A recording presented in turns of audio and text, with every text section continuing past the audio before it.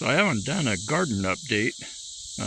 I don't think I've done one this year, and I've probably got the best garden that I've had. The biggest garden for sure. I've expanded this year, and I've got this section here.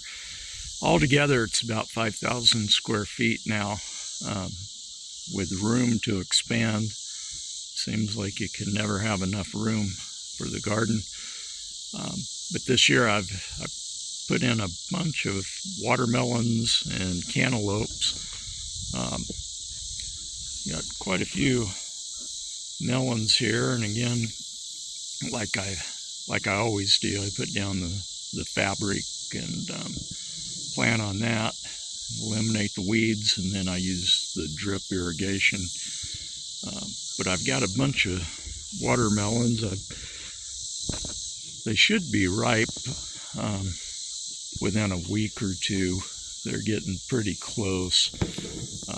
I've set up this electric fence around them to help keep the raccoons and deer out. But looks like there's going to be plenty of melons. I wound up eating most of this stuff. Plan to sell some of it at the farmer's market, and I eat so much of it myself. I guess I'm too greedy, but yeah, so it's quite a few melons. You can see I did have a raccoon get in here one night, and I guess a raccoon or a possum, something, and ate the first ripe cantaloupe, and that was about 3 days ago. I need to toss that out of here. But since then, I've been harvesting all that began to turn yellow, and I put a radio out here, put it in a plastic bag on that chair over there. And then I moved the chair around so it kind of everything looks different every evening. But that's been keeping them away. And I've got there's quite a few still remaining. I've harvested 25. I have 25 cantaloupes in the house right now that are just about completely ripe, and I'm going to take them to the farmer's market this weekend and see how that goes. And then the rest of the garden is basically all for me. This is the sweet potato patch. A lot of yellow in here. It's not doing nearly as well as it has in the past. We had such a wet spring. I think that really set it back, wet and cool.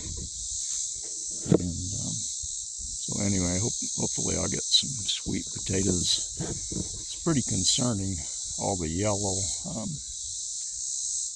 but we'll see what happens. And then I've got a bunch of mammoth jalapenos. They're loaded. They're ready to pick. I've been making a lot of poppers. I've got them tied up pretty good. But I was going to sell some of these, but I like the poppers so well, I wind up eating so many of them that I don't have any to sell. And then my tomatoes, most of the plants died early on, just fell over dead, a lot of them.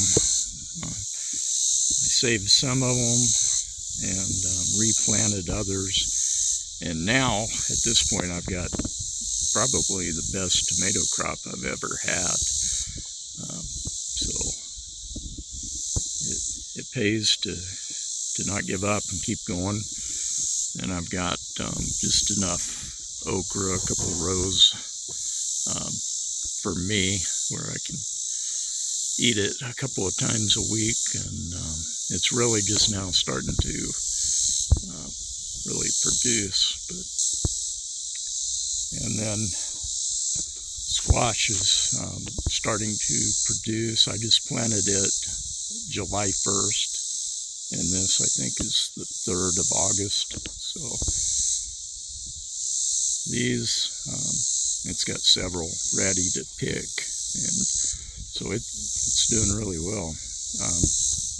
And then I've got some more tomatoes over here. These are a bush variety, and they've done really well.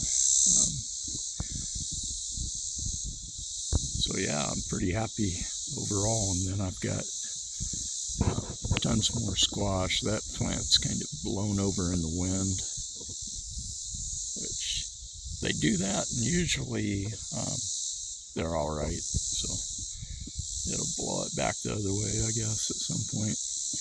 And then I've got lots more yellow straight neck squash, and I freeze all that I can produce. That's one of my mainstays. I don't eat pasta anymore. Anything that requires pasta, I substitute spaghetti squash or yellow squash. And then down on this end, I've got spaghetti squash planted, and it's just now really starting to take off, and hopefully I'll have some spaghetti squash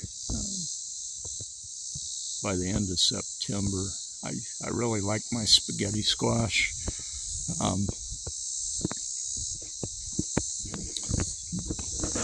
There's a cantaloupe that I just plucked off earlier in the radio I keep in the chair with a plastic bag in it.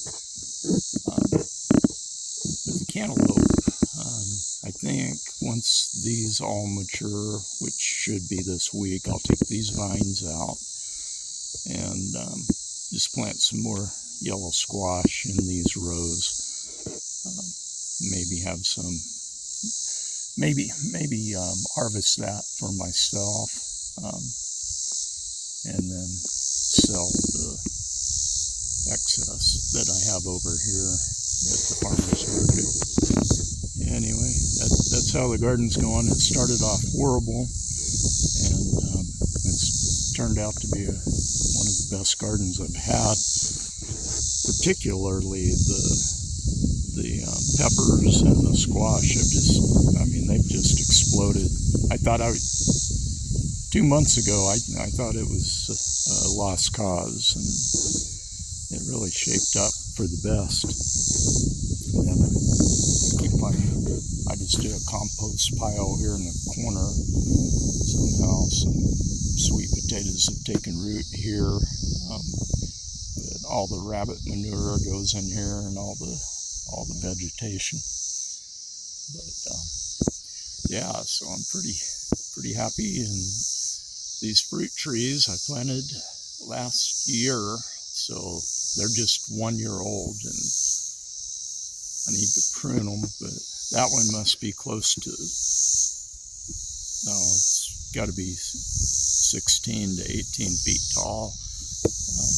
That's a pineapple pear tree, and then the other is a Morris plum. But they're doing well. Hopefully next year there'll be some production out of those. But yeah, so I can't. This is Bermuda grass growing here, so you can imagine without the ground cloth, it would just be almost impossible to maintain a weed-free garden. And with this, it makes it so easy. It's a lot of work in the spring to put it down and get the irrigation set up, but then you're done. All you have to do is turn the water on, water it, and harvest. No weeding, nothing. So it's pretty nice when it's 100 degrees out that you don't have to be out here pulling weeds out. And it does It does take a lot of work up front, but that work is done in the spring when it's nice and cool, and not when it's 100 degrees out. So I certainly recommend it.